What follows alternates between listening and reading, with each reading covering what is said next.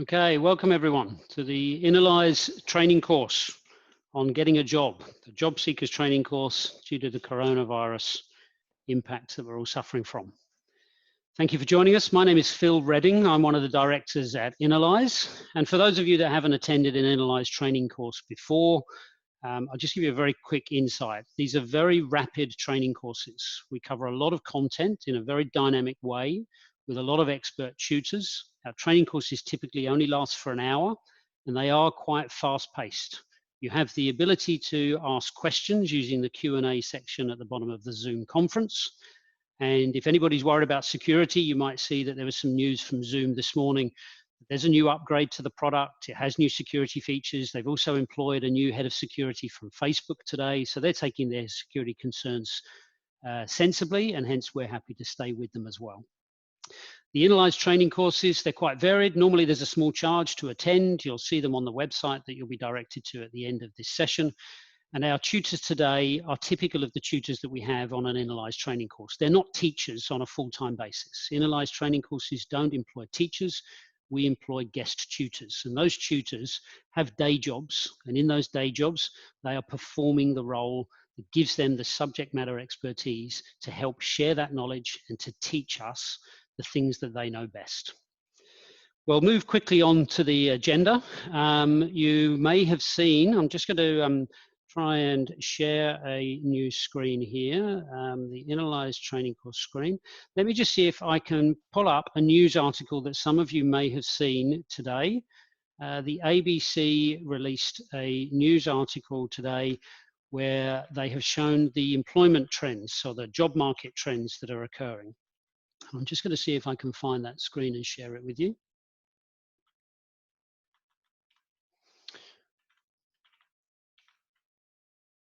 Okay, here we have it. So you can see here on the screen that I am now sharing the job market trends in Australia.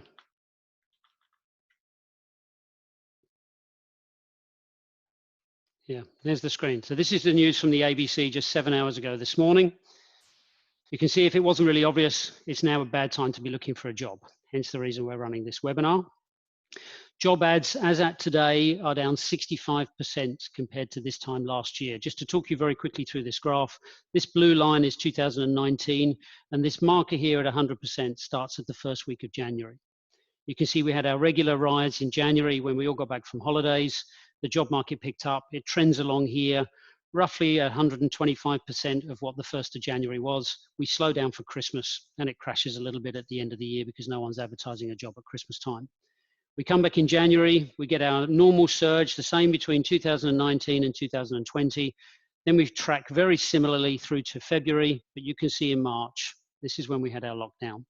And in March, the number of jobs has plummeted to where we are right now.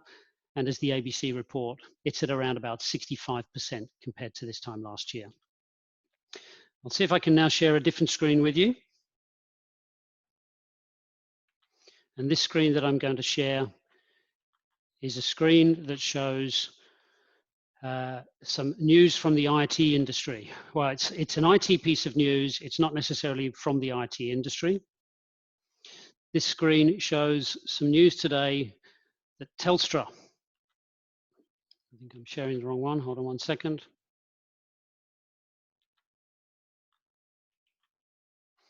Telstra show us the jobs are down. Here's my news share. IT news.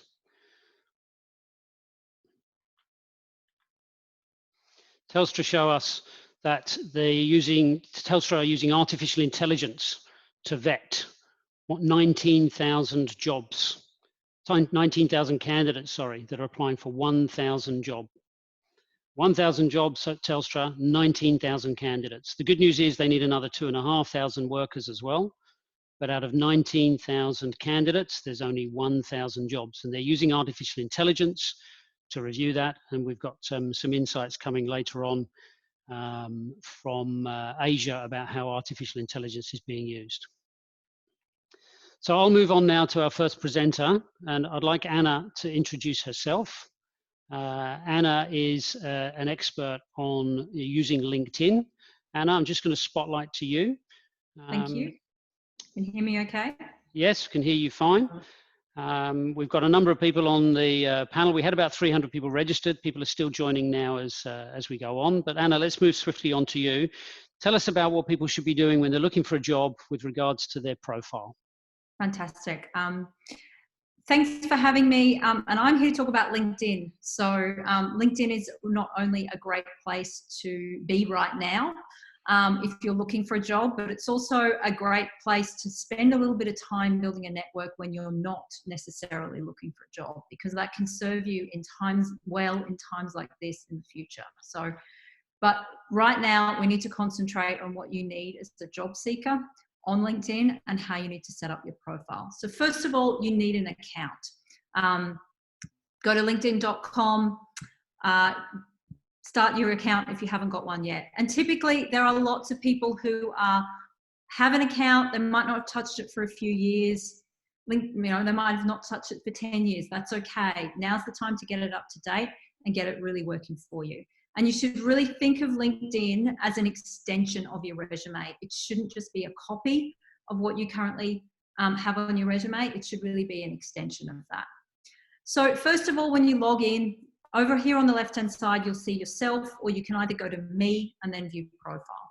Either way, it will take you into your profile. And you really want to get this set up effectively with the right keywords, and obviously that you're open to opportunities, because recruiters who are looking for people or who might be assessing you for jobs that you've already applied for will be looking at your LinkedIn profile. It's one of the first places that HR managers go and recruiters go to find out more about you.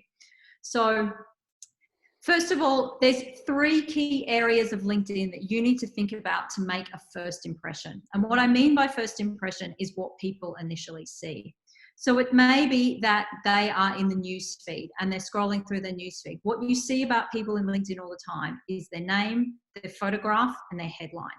Even if somebody makes a comment on a post, you can see here, name, photograph, headline. So those are the 3 key things you need to think about in order to make that first impression on LinkedIn. If somebody were to do a search, so if I put in search here, and I run a search for somebody, imagine I'm a hiring manager or a recruiter, what I see in a search result is exactly the same thing: name, photograph, and headline. So what you really want to do, the first thing that you need to really think about on LinkedIn, coming back to your profile, is having a profile picture first of all. If it's a professional one, even better. If not, get somebody to take a photo of you in front of a white wall, and that's absolutely fine. But it is your first impression. So don't have photographs of you on holiday, don't have photographs of you getting married, unless you're a travel agent perhaps for getting married. But certainly it needs to be well fitted to the profile. This is the biggest it will ever appear. In all the other places, it's quite small. So your photograph needs to fit well, and it should be you in a professional way.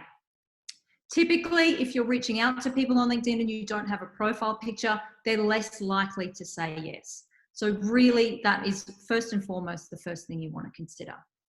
If you take a look at just a few settings, if you do have a profile picture, it might just be worth checking this option here and just make sure that it's either public, your network, and not your connections. Because what happens then is before you connect with somebody, you're not showing your profile picture, so it looks like your profile perhaps isn't complete. So you want to make sure those settings are right. So moving on to your name. Name is quite an obvious thing, but just leave it as your name. Don't try and put any emojis in there. It looks very unprofessional. It's not going to translate well cross-platform either. You don't want to put your job title in there either. You don't want to put your email address or your phone number or anything like that. It's simply just your name. Under that, you need a good headline, and you need to be quite clear about what you want in your headline. You might just have your job title there, and if you're job seeking, I would say open to new opportunities. So you might be an experienced senior accountant open to new opportunities in the Sydney area.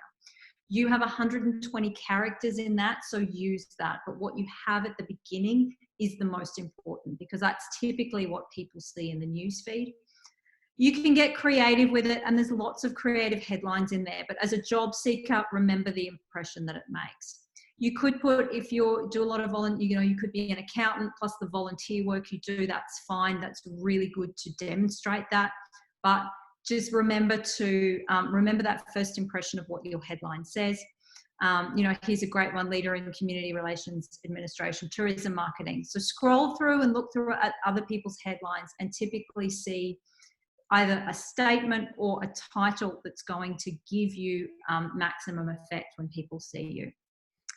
Once you've done those three things, you then really want to make sure you write a really good about section. And the about section is the bit that appears under your that top part. And you want to make sure that this is 2,000 characters you have. So it can be quite long, it can be quite short. But I'd really encourage you, this is an extension of your resume. So make sure that you are quite sociable. It doesn't need to be an executive summary. You can talk about perhaps your challenges, what you're looking for, the types of industries you really love to work in and why, and ultimately why you love doing what you're doing. That's a great sort of thing to have in your about section. And then from there, if you've written any articles or published any content on LinkedIn or even anywhere else on the web, you've been featured somewhere else, you can add that to the featured section. And then after that, experience, that needs to match your resume. You want your education obviously as well. Skills, make sure your skills are up to date. So go through, make sure those skills are all there. And then under that, recommendations. Ask for a recommendation. So people you've worked with before, those are read by hiring managers, so you want to make sure that's up to date. And then finally, before I pass over to the next presenter, there is one thing you really do want to make sure is under me, there's settings and privacy. And typically here, you want to work through these, and I don't have a lot of time to cover that today, but as you scroll down under this privacy tab, what you will see is job seeking preferences. You want to make sure that those are right. So if you are open to jobs, you want to make sure that's there. That's only going to be relevant for recruiters who use a recruiter account to be able to see you back, but you just make sure all of those settings are up to date so that people can find you on LinkedIn. And that's it from me. I'll hand over back to you, Phil. Excellent. Thanks, Anna. Thank you for that. And Anna is running a deep dive masterclass as one of our tutors on our LinkedIn training course in a week or two's time. I think we've got two or three tutors all joining there on a 1-hour session. So if LinkedIn is what you think could help you, feel free to look at that course. Now we're going to move on to Priya. Priya is an HR business partner who works in New South Wales State Government. She works at the Department of Communities and Justice, previously called Family and Community Services. And Priya is in one of those environments where when they do advertise a job, they get 1,000 or more people applying for it. And what we've asked Priya to talk about is if you're a candidate and you're going to apply for a job, how do you make yourself stand out? So let me switch over to Priya. Hold on one second. Priya, you're now live. Hi, everyone. I hope you can hear me. Yes, great, fantastic. So I'm really honoured to be invited here to speak to you about how to stand out when applying for jobs. And I'm specifically going to provide some really common sense approaches. I don't have any magic bullets, but some really common sense approaches to make your application stand out in high volume recruitment processes.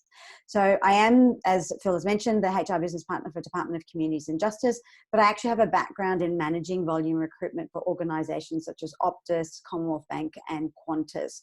So my advice comes from experience in managing high volume recruitment processes. Some of you may be familiar with Gartner. They're a leading research and advisory company who did some research into some candidate application journeys. And I read that article and I thought this was quite relevant because the research shows that in tight labour markets where candidates have really the upper hand, candidates have been able to apply quite willingly for any roles. This is further supported by online recruiting processes where one-click applications have made it really easy for candidates to apply for jobs where they just really need to submit an application with practically no effort. But candidates who are moving into this environment, so when we come back to start recruiting, this is going to be very, very different times. And employers will have the upper hand in terms of picking and choosing candidates that are right for their jobs. So what I'd like to do is obviously just provide some information around how to apply or go back to a time when candidate journeys were vastly different, and how to differentiate applications, especially when you're applying to larger organisations who can get thousands of applications for one or a couple of roles. So I've got a couple of tips. The first one is research the organisations that you are interested in applying for.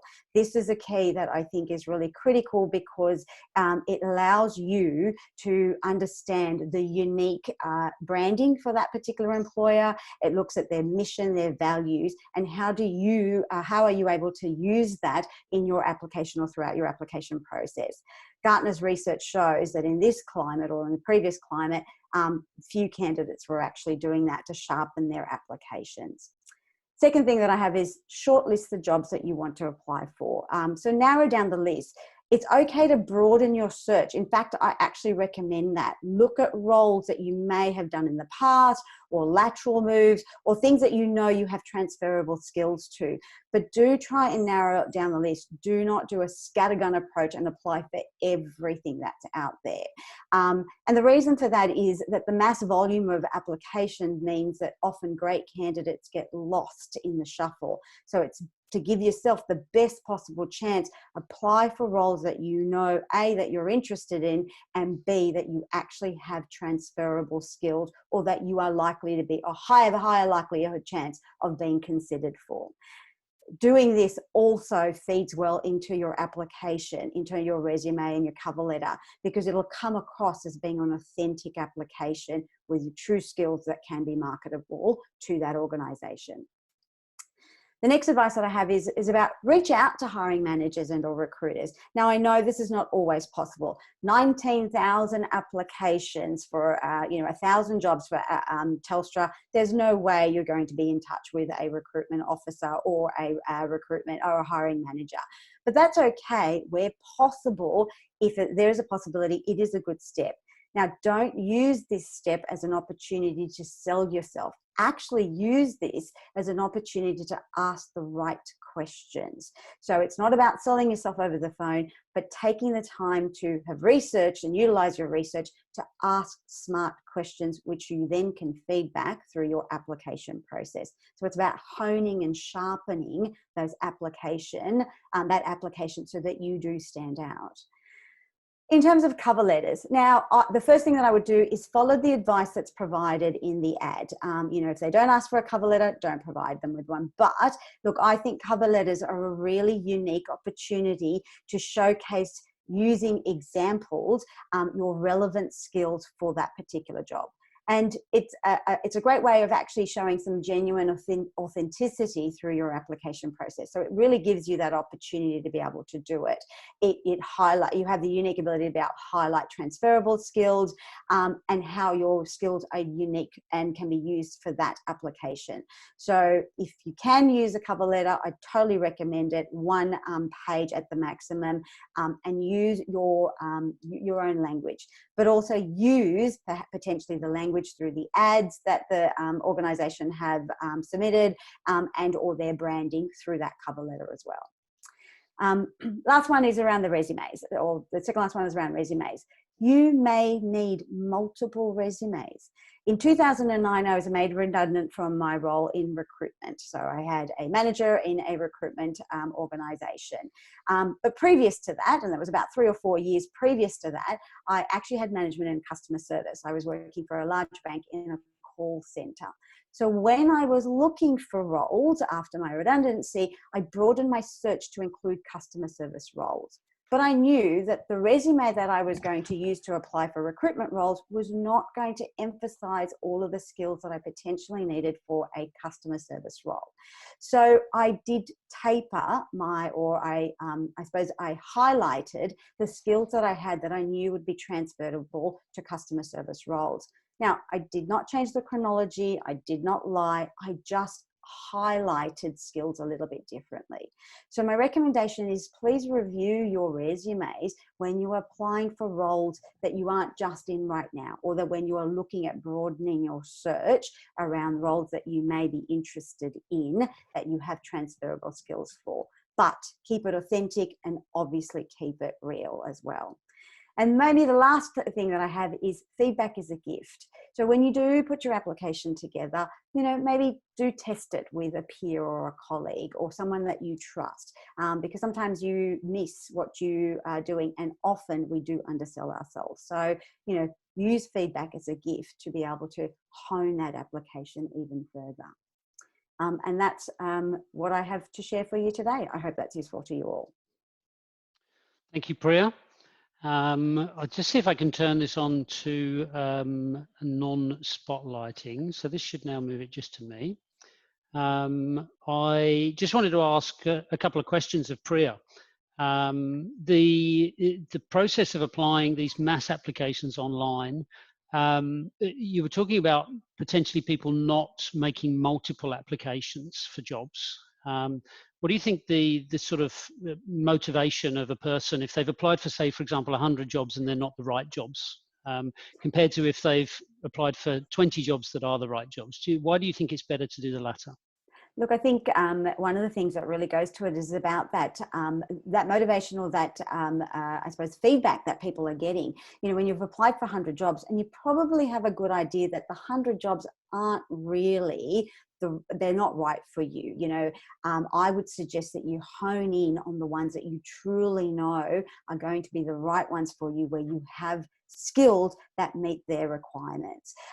Because just doing this scattergun approach, likelihood your application is going to get lost. And two, if it is going to similar recruitment organizations, they're going to roll their eyes and go, oh, here we go, Phil's applied for another role again, without having that thought and process behind it. Yeah, so apply for, absolutely broaden your skill search, your search. I would 100% recommend that, but apply for roles that you truly believe you have the skills to complete.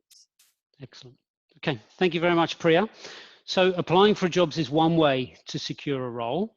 Another way is to try and position yourself to be headhunted.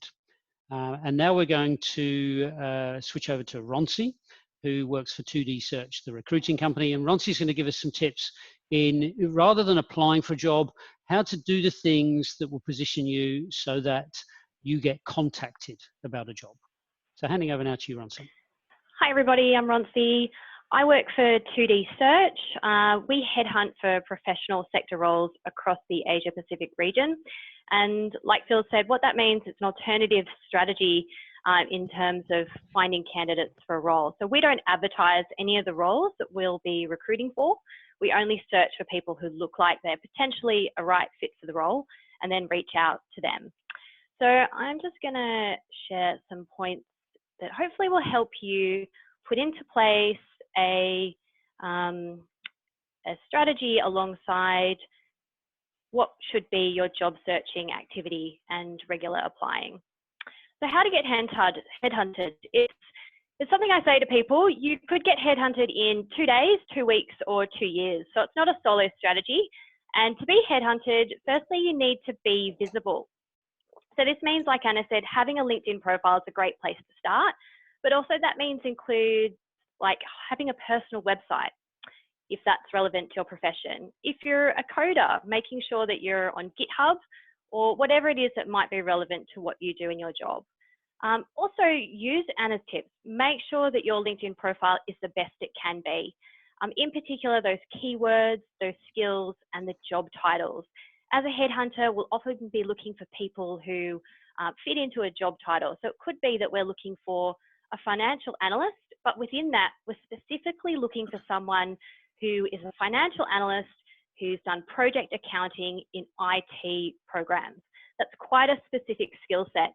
And if it's not there, we won't be able to find it, even if you have done it. So make sure things like that are listed on your profile.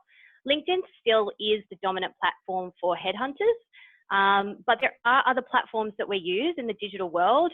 Seek Profile, Indeed, there's loads out there. So once you've put together your LinkedIn platform, make sure that you share that into other platforms that people might be able to find you on as well. One of the tricks that I think Anna had shared in the settings was making sure that you're available for recruiters to see that you are interested in new opportunities. If perhaps you're not quite ready to publicly put that or share that with recruiters, you can always include that in your about section, that you're available for coffee for people to discuss things related to your profession. And that's a really good trick in helping us find people who say that they are available. So when we construct a search on LinkedIn, you'll come up in the search results because you said that you're available for coffee. So just a little trick there. The other thing you can do in that about section is to make sure that you list your phone number and email address in that LinkedIn About Me section. And that way we can contact you quite easily and quickly if you aren't checking your LinkedIn inbox. So the second point, you can be actively passive. Bit confusing, I know, but what that means is that as a passive candidate, you're not necessarily actively looking for a job and applying. For a headhunter, when we see that you are being active in the network, being active online, commenting on things on LinkedIn, you could be catching someone's eye. So if you're paying attention to what's happening in your industry and commenting on articles or posts or lending your expertise, other people will see that you're someone they should go to potentially for an opinion and that you know your stuff in this space. So if you're contacted by a headhunter, the other thing to remember is that it's a two-way conversation. Be courteous, be respectful as you normally would. In the first steps, you don't hold all the chips, you're just opening the door for a conversation about a job and a role with a company. So if you say you're going to send your resume, do that and do it in the time frame that you'll say that you will. When we contact you, you won't know whether you're the third person that we've contacted or the 30th. So we might be trying to move things along quite quickly. It can be useful in that respect to make sure that you have a generic resume up to date. And that way, if you are asked to share a resume, you can tweak it, as Priya said, make it specific to the job role that we've talked to you about. And then you can do that overnight rather than having to spend a week doing that. Yeah, so look, the final thing to be headhunted is to be realistic. So what that means is that it could be that through the course of the conversation, we find out that at this point in time, the job, it's just not the right one for you. If you remain professional, you set yourself up to be remembered by the headhunter and you increase your chances of being courted again in the future for something that could potentially be the right one. Sometimes it can be a bit disappointing, but building relationships for the long term is really important in this space. And just a final point in terms of standing out. Standing out is quite important even when you are headhunted. There will be other people that headhunters are reaching out to. Know your personal brand, what you want, what you don't want, and what's a potential. And that will make for a better conversation to uncover whether or not it's the right opportunity. Simple things, doing what you say you're going to do when you're going to do it, and even just polite follow-ups to make sure that people have received your resume will help to make you stand out from the crowd in that headhunting space. Thanks, Roncey. Thank you very much. Roncey's going to stay with us as well because we're seeing a bit of a change in terms of where people are working. Working from home now seems to become the norm. And we've had a number of discussions as a group of panelists here about what that change means. So Roncey's going to continue to talk about the work at home mentality and what you need to do to make sure you're working at home quite effectively. Before we just jump back into that, just like to remind everybody that there is a Q&A option. We have a couple of questions that have been answered in the Q&A panel, and we'll get to answering those questions at the end of the session with the panelists all being assigned the most appropriate person to answer it. But let's just move back to Roncey. Talk about working from home, Roncey. What does it mean nowadays? Thanks, Phil. So yeah, working from home, it's the new normal. It's going to be with us for a while now. And whilst I appreciate that this is a job-seeking training course, so it might not seem relevant to think about what that's like in terms of working from home, it's quite possible that you out there, you're going to be going through the entire interview process over the next few months, where you're interviewing remotely, you're onboarding remotely, and then you'll start your new job working from home. So as you can see at the moment, I'm working from home and I'm in my sunroom. I've been able to hide my moving boxes if I shift out of the way by strategically positioning my body and the 2D search banner behind me. So that's what is the new normal these days. We're going to have to get really good at figuring that out. So maybe before COVID-19, this is what your dedicated space looked like. A work from home day, you could stay in your jammies, you could sit in your bed and work on your laptop. But now we're going to have to make sure that our prospective new team and employer knows that we're going to be efficient and effective working from home.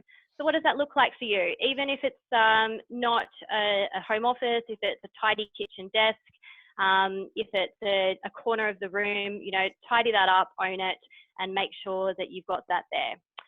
So internet and other tools, really important that you have your tech sorted. What does that look like for you? Do you have an NBN connection? Again, are you using 2 computer screens? Do you have a printer at home because you need to print and post documents for your job? Do you have those things ready to hand? And how are you going to make sure that your prospective employer knows that you've got those things? So one of the things you could do is create just a small subset of your resume and just list those tools. Working from home for me looks like a 50 gigabyte NBN connection with a printer and 2 computer screens. So that is the second point. And finally, one of the things that we've come up with is that you should be proving it to your prospective employer. One great way of doing this is to just do a 20 to 30 second selfie video. This is me in my workspace, and talk through what that looks like for you. One candidate I've been working with, he shared a great story as well about how when he started to work from home, he used to jump in his car in the morning and drive around the block and then arrive at his office just to get his head in the game. Be prepared to answer questions about how you get over those lulls in motivation, how you can keep yourself focused when this sort of self-isolation working from home is going to be with us for a while. And then the employer will be confident that you're going to be able to step right in and be effective from day one in their team. So yeah, thanks. Thank you, Roncey. We've had a couple of questions, and one of them is specifically, I think, for our next presenter. Roncey has covered how to be headhunted and how to work at home. There are a couple of questions related to that, but maybe we'll come back to those at the end. What I would now like to do is to move to Nick. Let me just see if I can bring Nick in. Nick is, well, I'll ask Nick to introduce himself in terms of where his expertise lies, etc. Nick, do you want to just give us a quick overview of your expertise and what you're going to talk about now?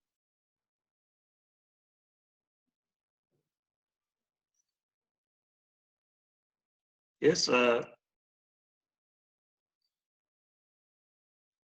Hello? Yeah, you're live, Nick.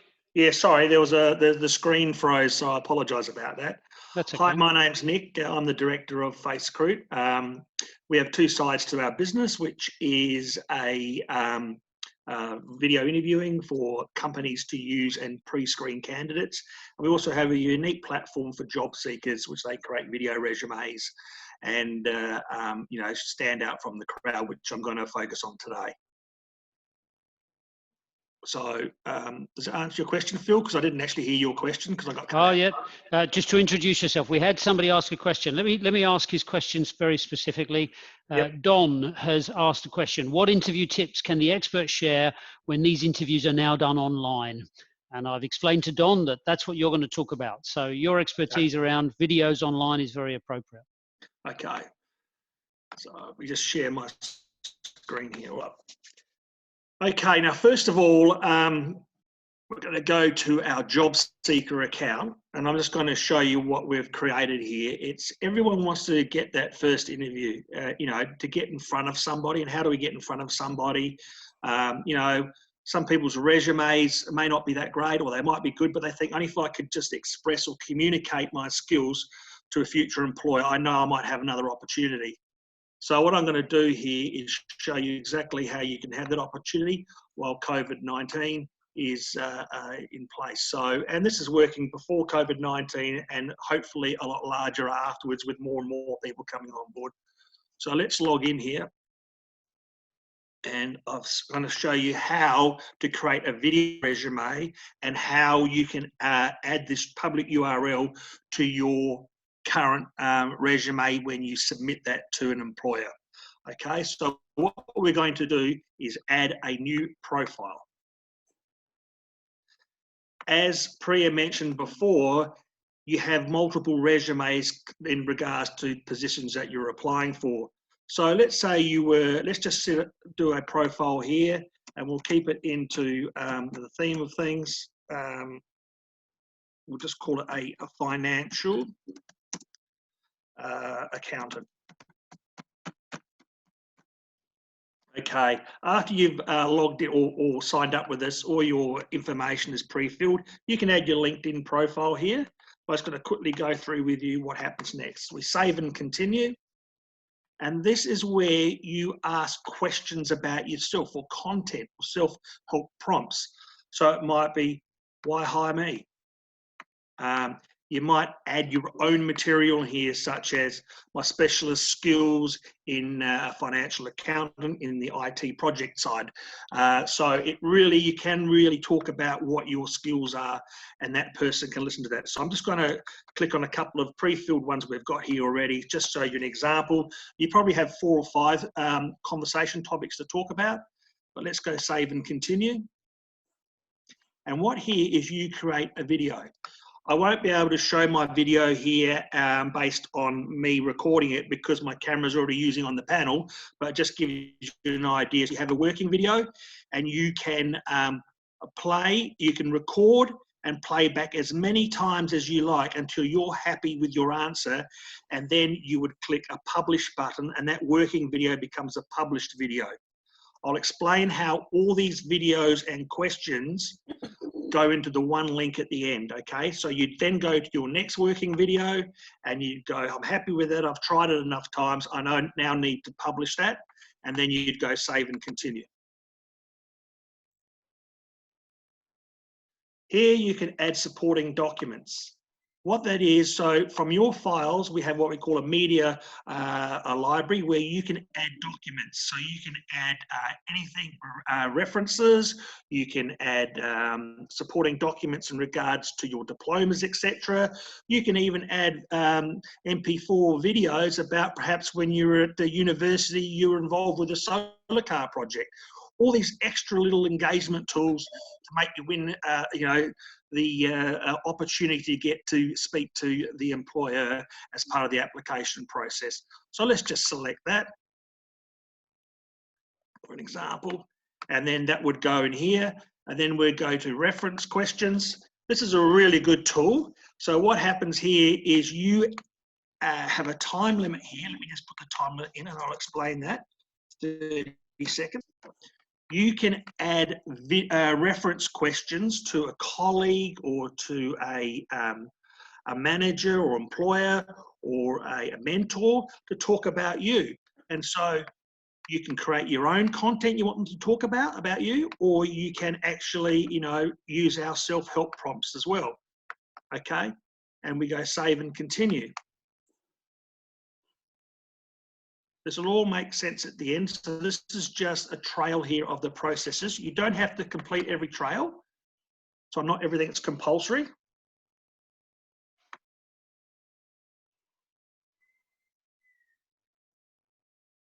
And then we're going to go add a reference. So we're adding that reference person, and that person, you put their name in, their company, the position, their email, and you might go, hi, John, thanks for the chat the other day. Remember, I'm going to send you a link in regards to recording my relationship with you. I really appreciate you doing this for me. Thanks very much. And then it's got our instructions there. And then you would go share. So what I'm going to go back here now is I'm going to go back to a job profile I've already set up. As you can see there, these are all dummy accounts, but I've even got a barista profile here. People ask, there was a question that came through the panel about, you know, should I drop a few levels, for an example, compared to what I'm currently doing? Well, the answer to that is if we need the money, you can always go back to your previous employment and apply for that when we're out of this situation. So I would apply for anything. At the moment, there are stats on the internet about the markets that are very big in hiring at the moment. And one of those markets, for example, is fruit pickers, would you believe? We used to have a lot of backpackers doing that, but they're not in the country at the moment. So there is work out there, and there are industries that need people. So if you do have to drop a few levels, sure, you can. But this is a barista example of how to share a profile. So I'm clicking on that. I've completed all the areas here, and I'm going to go share.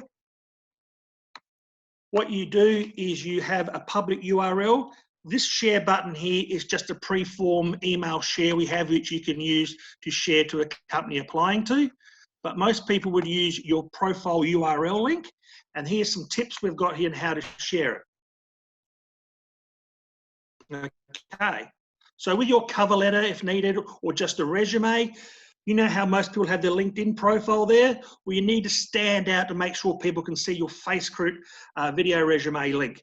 So you might embed it into a text like, for further information, I've included a video resume and video references for you to get a greater insight what I can bring to your organisation. I've included a short video profile to support my application. Please view my video resume. I've also completed my application. There's a lot of examples there that you can add that link in or embed that link into an application, so an employer's going to see more of you than any other applicant. Okay, so let me just close that at the moment. And go back to here. So Nick, can I just ask a quick clarification question? We can include the URLs to these cheat sheets, for want of a better word, and we can send these out to everybody that's attended. Is that correct? Correct. Okay, and just to clarify, you're making this software available free of charge, aren't you, for any candidate that wants to create their own online video? Thank you very much. They have a 5-minute credit. Okay, so 5 minutes is quite a lot of, you don't want employers to be looking at long videos, okay? Yeah, if you've 5 got minutes is more than enough. More than enough. And if they need to add to that, I think it's only like, you know, $2 for five more minutes or something like that. It's really cheap. Excellent, thank you. Could you just spend a couple of minutes now giving us your advice on what makes a good video to a bad one, including things like, you know, the background, some of the things that Roncey talked about your work from home environment. How important are they when someone is doing a video interview? Okay, all right. We have FaceCruit, what we call video screening. So that's asynchronous. It means one way. And what happens is the employer will set up for pre-screening questions that you need to answer. Okay, so sometimes you see these questions and sometimes you don't see these questions. And so there's a lot of, on our system, for an example, if the employer sets up a job, the candidate gets to practice their question, you know, like practice their technology. So you got to make sure your lighting is correct in the background, make sure you're sitting up correctly and straight when you're on video. I'd like to see how many people now are sitting up straight. Since I said that, you make sure that you don't have cats running around in the background. The kids are put into a quiet room, have a quiet environment, and make sure you are 100% ready. Just relax when you do a video interview, because employers will realise that you'll be a bit nervous as it's new technology, but it's just a situation where you prepare. Some employers will give you, on a synchronous or one-way video interviewing, they will give you the questions up front and let you have retakes, others won't. So always expect that it's just like a real interview where you'll be asked a question and expected to give the answer that you best can do.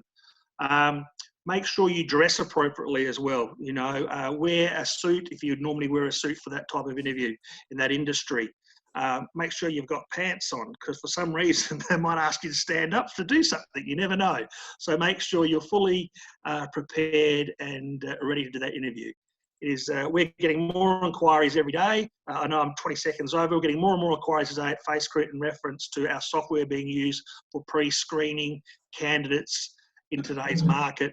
And so be prepared to use that as your first interview process. Excellent. Thank you very much, Nick. I did see on that article on IT News that we shared at the beginning of this presentation that the people at Telstra used artificial intelligence to consider those 19,000 candidates. I would imagine that artificial intelligence, I think it actually said it in the article, they did use video as well. So 19,000 people were asked to record a short video as part of their application, and then artificial intelligence was used to assess that. Hopefully you get a slice of some of that business that's coming down the track. Great. Right, Thanks for having me. Thank you very much, Nick. Thank you. Now, the next person we have speaking, this is a slightly different take, and I keep getting reprimanded for getting mixed up between JobSeeker and JobKeeper. So this presentation is for people who are looking for a job or think that they might be. So we keep calling you job seekers. Paul is going to join us now. Let me just see if I can get Paul online. And Paul is not a recruiter. Paul is an accountant, and what we've asked Paul to do, very timely, because it was very late last night that the government finalised the legislation for the JobKeeper allowance. But I've asked Paul to join because I believe that a number of people that are now not working could still benefit from the JobKeeper allowance. And Paul, I wonder if you could, first of all, introduce yourself, tell us why you're credible in this field, and tell us what you think could happen here. Thanks, Phil. Thanks for the opportunity to speak today. So my name is Paul. I'm from Eagle Financial. My background is small business accounting and tax services. I've been doing this for the past 15, 16 years.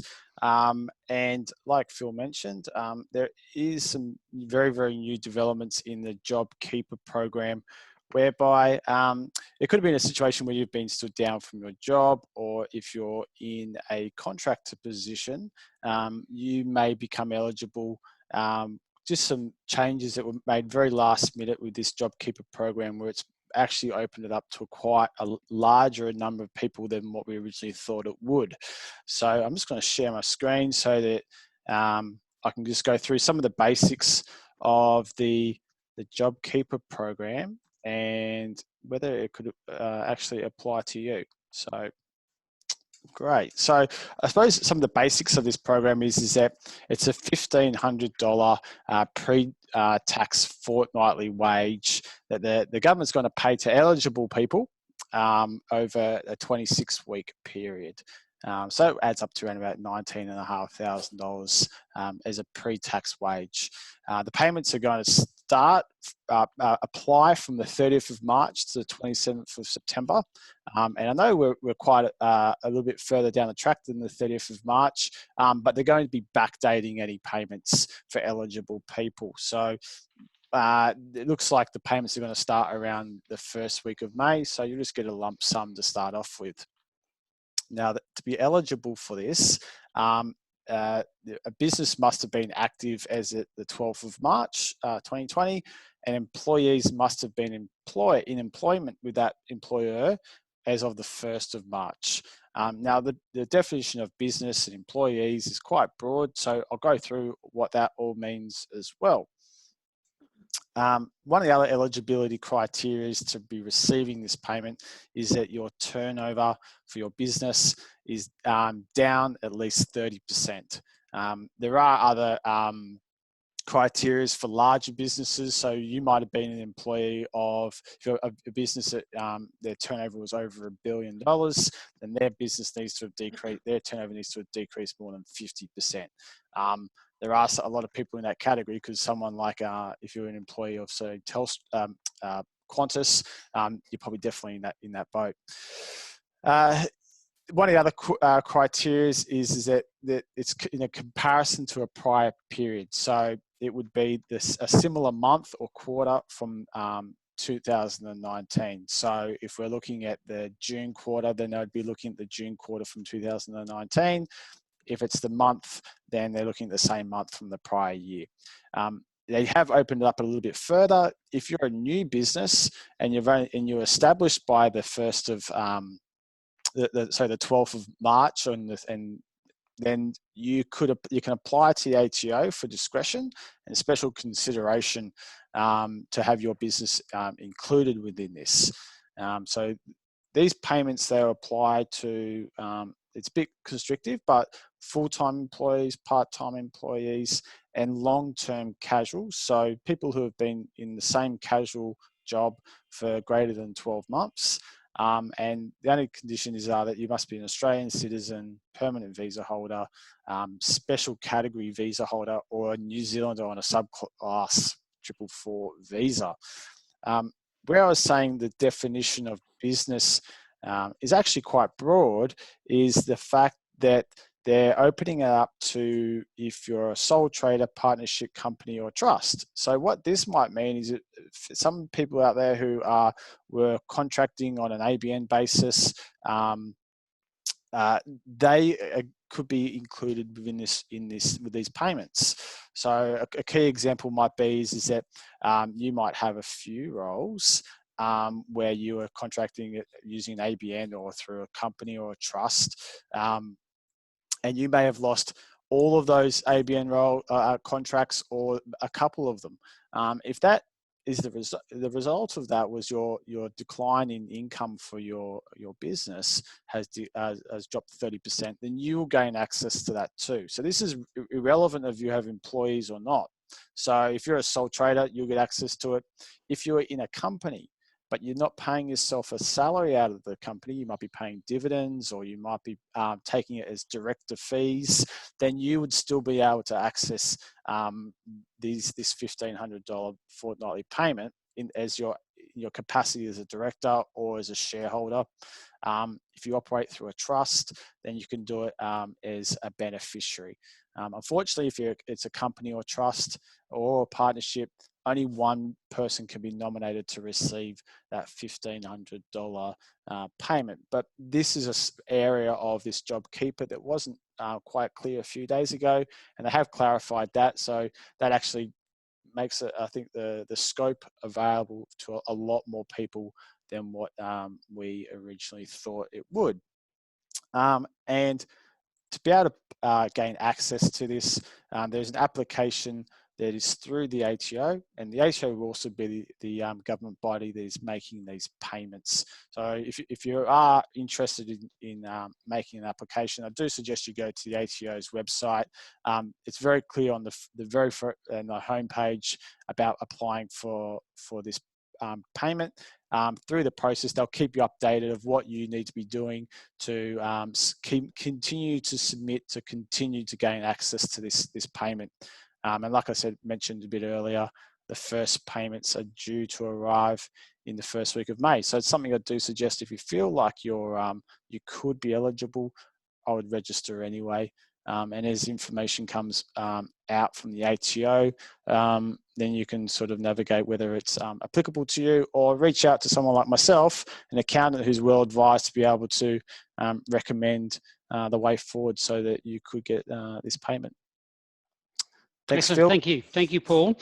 I'd just like to clarify for anybody that missed the beginning of why we have asked Paul to speak to people who are seeking a job. So just to put it into context and give a couple of examples. If somebody is a typical contractor, so they go to work, they work in another organization, but they operate through their own ABN or as a sole trader. I think what you're saying here is that their business, not the company they worked for. So a contractor, for example, Phil's a contractor and he works at Telstra. Telstra maybe haven't lost the revenues, they're going gangbusters, but Phil lost his contract because it wasn't a mission critical contract. So Phil's ABN, Phil's company, let's call it Phil Pty Limited, has lost more than 30% of the revenues in that month. So Phil's company can apply for JobSeeker and pay it to Phil, the only employee in Phil's company. Is that correct? That is correct. That's correct. Okay, and in that example, Phil doesn't necessarily need to be registered as an employee. So that doesn't always happen in some circumstances. But as long as he's a director or a shareholder of his company that he's using, then he would be able to gain access to the payment. Okay, next scenario. Phil does work as a contractor, but not through an ABN. Phil works through a recruitment agency and is temporarily classified as a PAYG employee of that agency, and the agency provide Phil's services to Telstra. Telstra have said, we don't need Phil anymore, it's not a mission critical project. Do we think at this stage, and I appreciate the information is still coming out, but do we think that that agency could apply for the JobSeeker allowance and pay Phil that $1,500 a fortnight, even though Telstra don't want him anymore? Look, yeah. So given that the employment relationship happens with the agency, it might be that the agency needs to prove its eligibility for all the people it has as its direct employees, and then it could pass on that $1,500 if they meet that eligibility as well.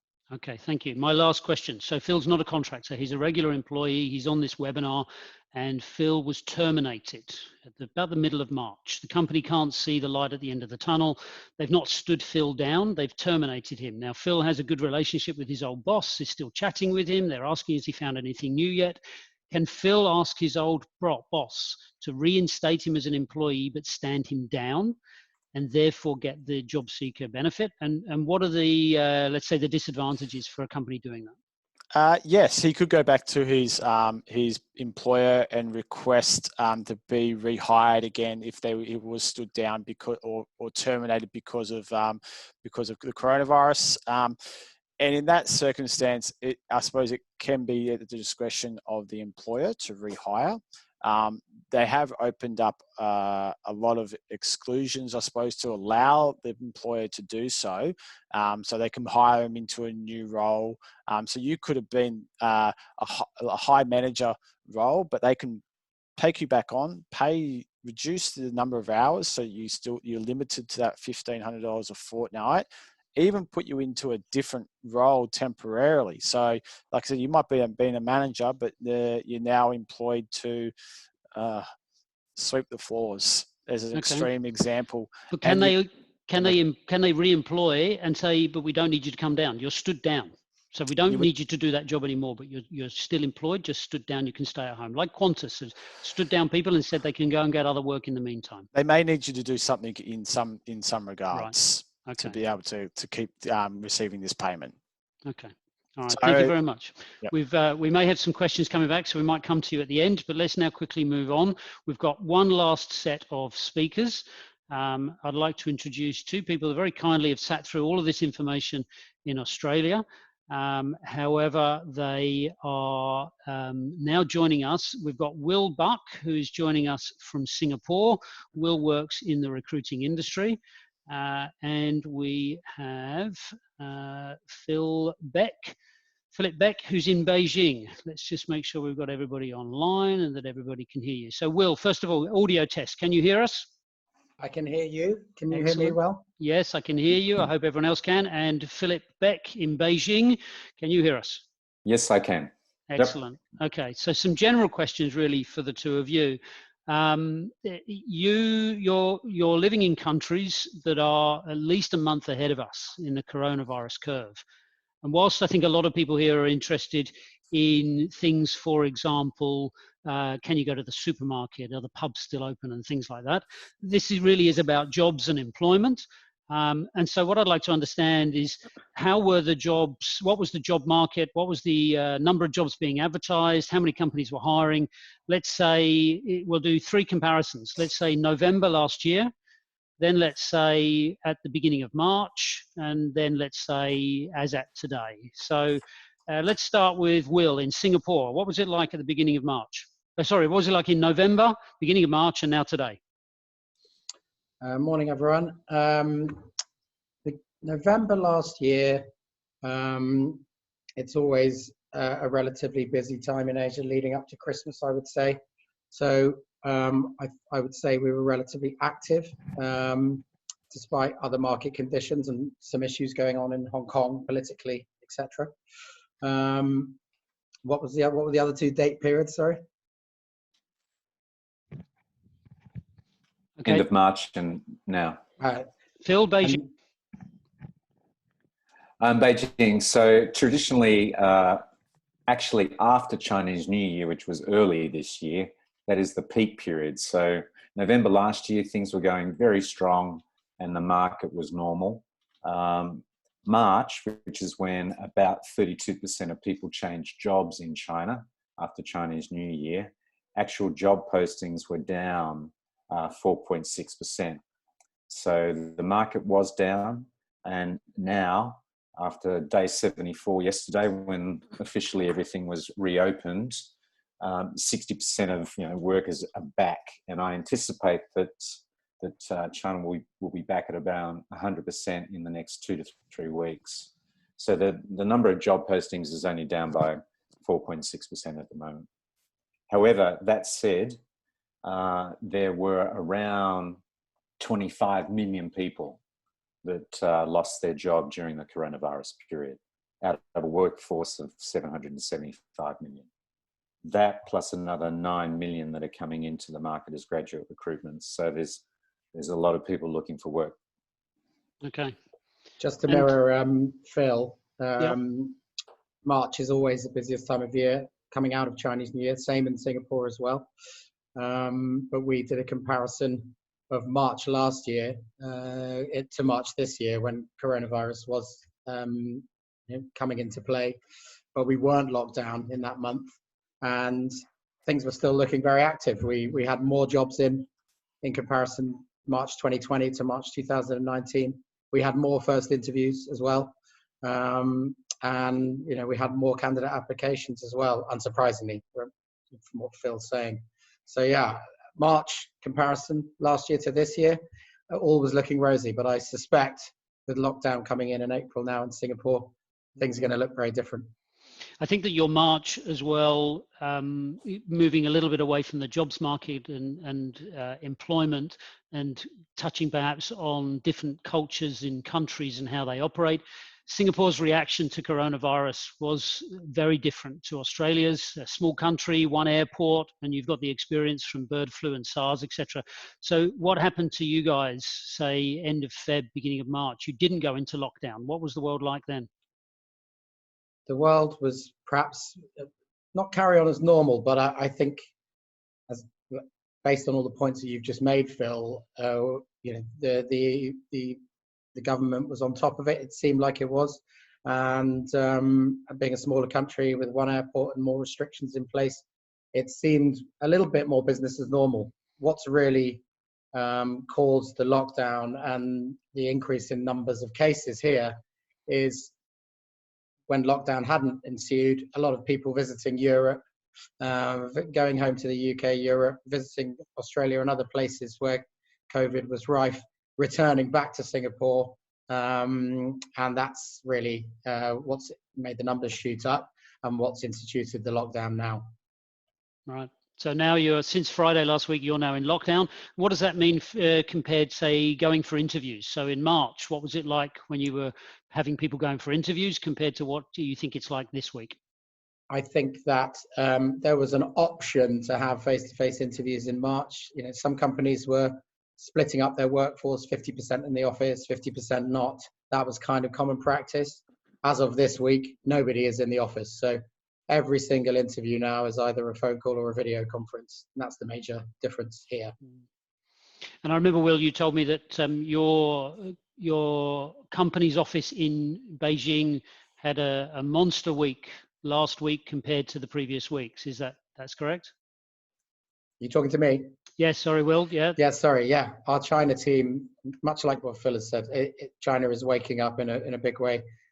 Phil will tell you more, no doubt, about the extended period of lockdown that they've been in. But there's a lot of talk of this phrase, revenge consumption. Everybody's been locked down. Everybody's not been able to spend money. Nobody's been able to get out there. So that applies to the job market as well, I feel. And yeah, China's waking up in a big way.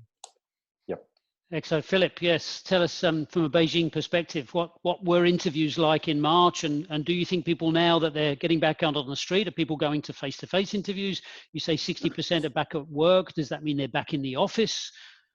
Tell us what's going on.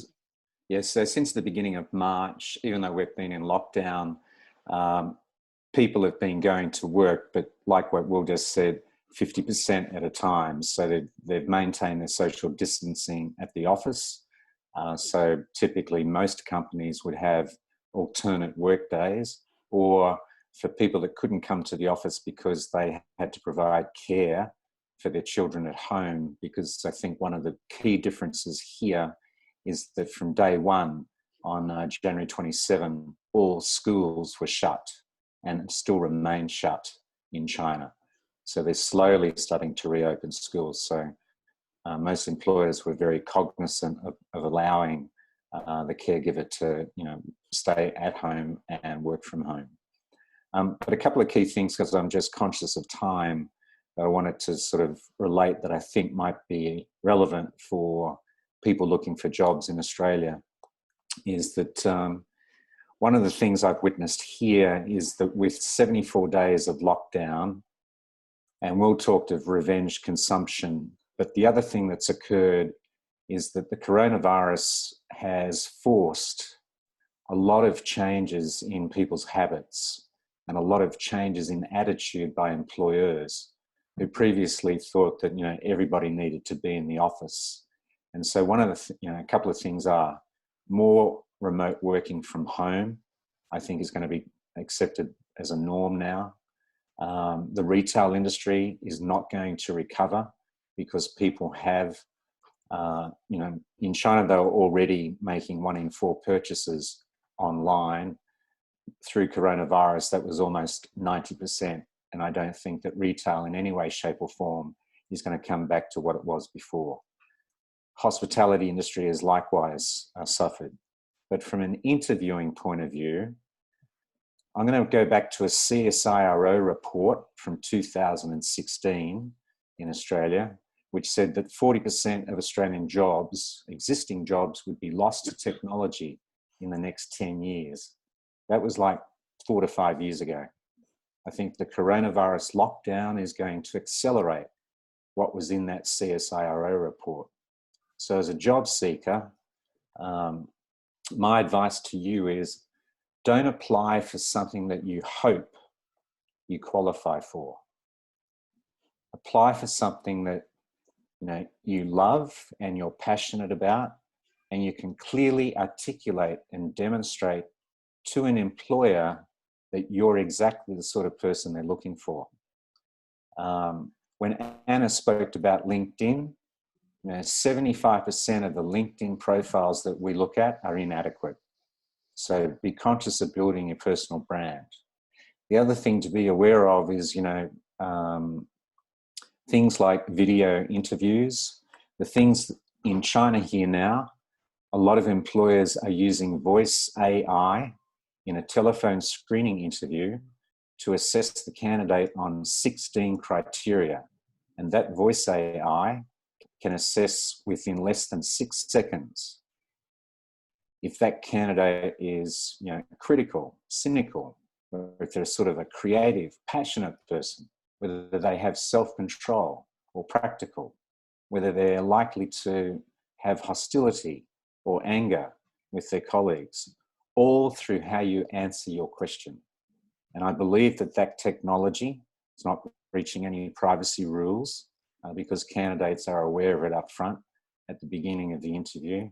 But those techniques to assess a candidate at screening, assuming their resume has passed the minimum criteria, and Telstra, as an example, is using AI to pass a candidate's resume. But you just got to be much more conscious that, when you are applying for something, that it's appropriate to your skill set and you can clearly demonstrate a very compelling proposition.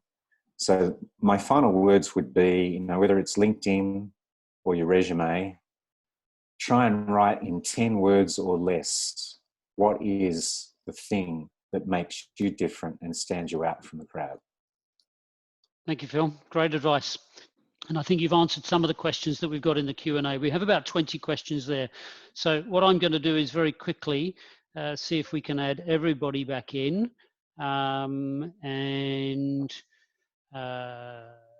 see who else we've got. Paul, we have a question for you, and I think that you had told me that you have to disappear at some point. So the question that I can see here, and they do move around as people, feel free to give a thumbs up or a thumbs, oh no, you can only do a thumbs up on a question and push it back up.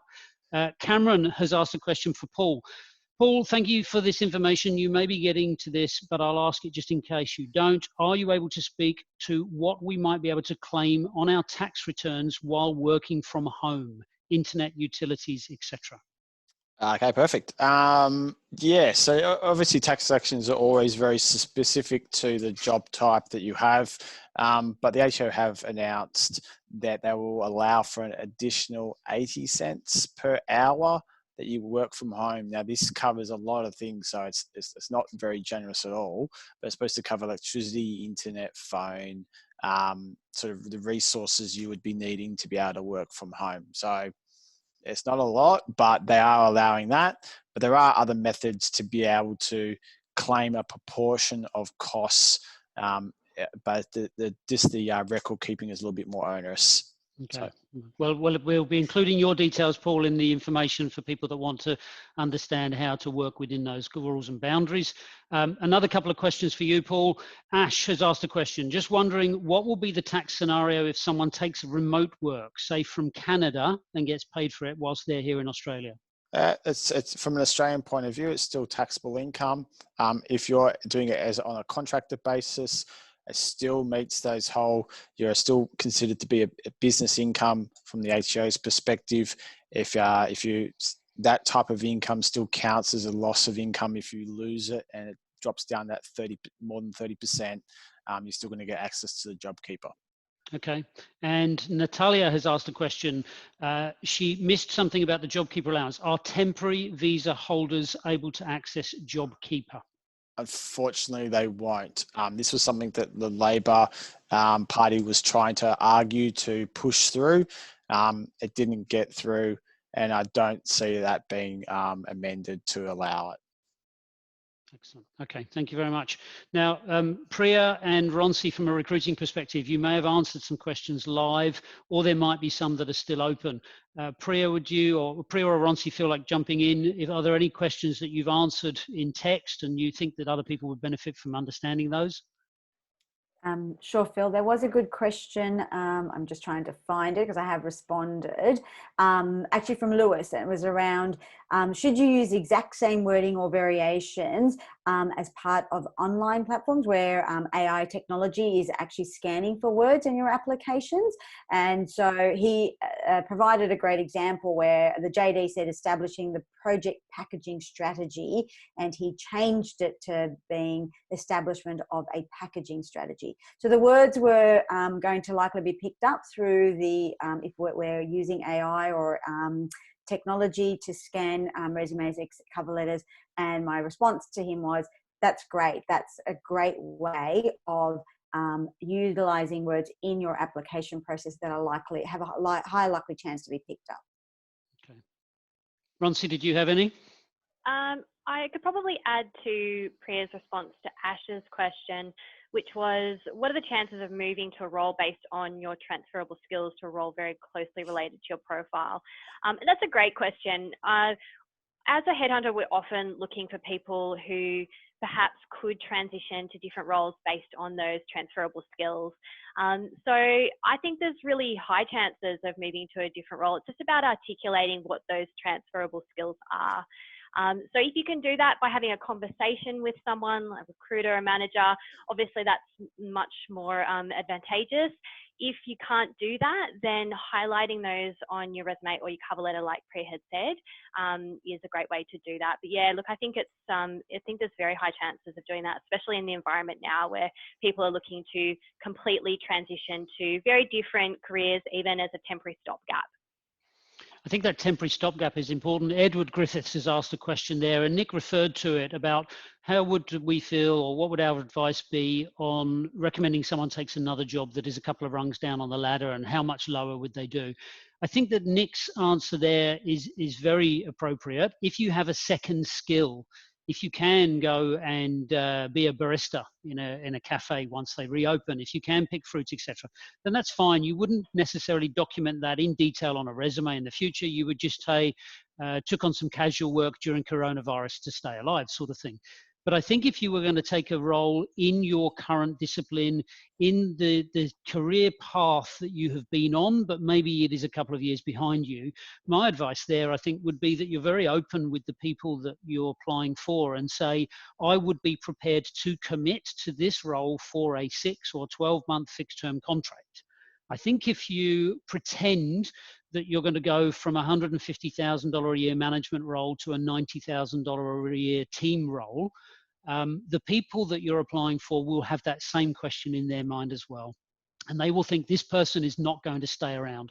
So I really would recommend that if you're going to do that, that you would say to people, I will commit to this for a period of time. I would very much be keen to get this position, and I would commit to 12 months in this role and then review where we're at and see if there's another role in the organization, because naturally my intention would be to get back to a more senior role. That would be my little 2 cents on that. Will, you got something to add? Yeah, I'd just say a lot of people might be considering a change of sector, and this is related to this topic as well. A sector that might be more on their minds and more suitable to the world as it is moving forward, technology related or whatever it might be. So if you are looking to change into a sector that you see being a future sector that's relevant to you, but you don't have experience within that sector, then that is when you should absolutely be open to joining at a lower level, and perhaps voicing that out. But I think people really should be considering the sectors that they're working in, whether there's a future there, and whether they might be wanting to look at other sectors that that could be right for them in the new world. I agree. Anna, did you have any questions that you answered? I can see that Fiona has a question about how many years experience should you be displaying on a profile. Was there any questions that you'd answered, or would you like to answer that? There hasn't been any questions. Fiona hasn't specifically said that's one about LinkedIn, but to answer that, look, it depends how relevant it is to what you did 10 years ago. That might be quite relevant. For example, I used to work in the recruitment industry 10 years ago. That's quite relevant because now I train people how to use LinkedIn. But you might have been an agricultural specialist who's now an accountant. So I would go back as far as it's relevant. And you can easily just deal with that within the experience section as you go further back, or even have dates. So it might be like a 5-year period, and rather than listing each individual job as a company, just have various companies across the agricultural sector and perhaps list those in there. So I would say on LinkedIn and even in resumes, and other recruiters I can jump in here, but I would say have it as far back as it's relevant to what you're doing, and consider that things that might not have an immediate relevancy still could, for example, be quite relevant to new sectors and things like that. So, if you were once in the police force and you're going into a job that requires a lot of compliance now, that could still be quite relevant to a new employer to know that you had that experience, early on in your career. Yeah, so, excellent. That was the only question. But one thing I would reiterate, for LinkedIn, particularly throughout this process, use LinkedIn as a research tool as well. I know that lots of people have touched on different aspects of researching employers and things like that. Go and look up who you're going to interview with, things like that. It's great for that. Excellent. Thank you, Anna. Thank you. And now lastly, I'm very conscious of time. We have overrun a little bit here, but back over to Asia. We have a question from Cameron to Philip and Will. Is there a market for people in Australia to work remotely for companies in China or broader Asia? Is that realistic?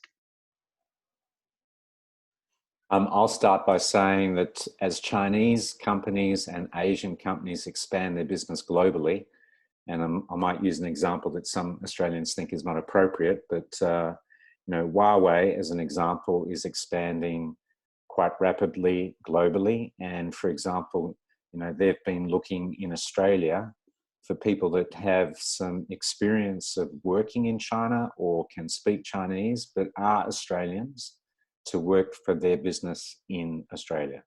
Same as happening in New Zealand. So there are more and more companies as they expand that want people with the local knowledge, but also knowledge of how things might have worked in China for their business. Excellent. Will, any input from you? Again, I think we're going back to relevant experience, as Phil's saying there. The key word there is remotely. It's going to be very difficult to get work permits, etc., to actually physically come and work here moving forward. But yeah, that's given me a great idea to look into, actually, when speaking to some of our clients about skill sets down in Australia that could help some of our clients remotely.